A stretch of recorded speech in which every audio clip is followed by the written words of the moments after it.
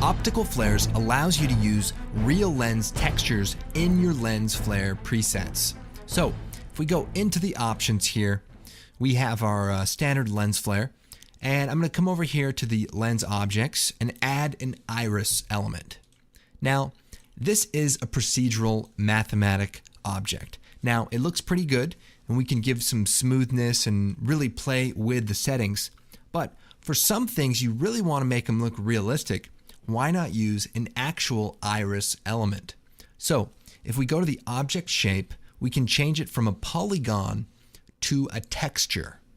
And then if we click on the texture image, we see the texture browser. And we can scroll down and we can click through some of these real texture elements. And then if you find one you like, just hit OK. And we'll go ahead, we'll scale this up, and we'll brighten it up and maybe even tint it a little bit of a color there. And we'll go back into the texture browser. And what's cool is it updates as you look through them. So you can find something that you like. And this also works with the multi-iris. So I'll go ahead and hit OK. Maybe we'll use that big one there. We'll hit OK. We'll add another lens object, the multi-iris. And just to show off a copy-paste feature, I can go to the object shape here, right-click, copy, click on the multi-iris, go down to the object shape, right-click, and paste. And it may be hard to see, but we've essentially pasted that exact same iris into the multi-iris. So now we have a pretty cool looking flare. Now we've also added some other unique functions as well. So if we go to the iris, I'm going to go into the texture image, and we're going to change it from being an iris element to one of these caustic elements. Now a caustic is sort of a light element that has some random characteristics about it. Now if we come up here, we can scale the object up, and we'll turn the brightness up as well. Now the problem, it's a texture and it's not rotating, it's just sitting there.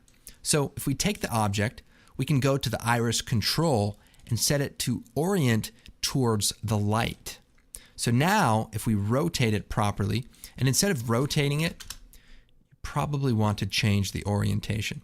So we orient it towards the light source, and now that object points towards the light and looks a lot more realistic. Now we can change the distance from the light source by increasing this distance amount, maybe scale it down, but you can see that just really adds a more natural look to the flare because that is an actual real element from a real lens flare. Now what's great about optical flares is we can use a custom layer for the custom texture.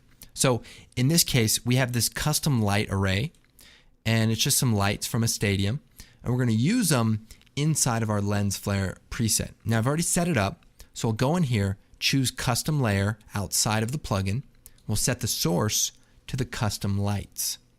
And now you can see that they show up in our lens flare. And if I scrub through it, you can see that they're part of the lens flare, but they create that realistic blinding light effect where you have those elements show up kind of close to the screen. So let's just take a look at it and render it out.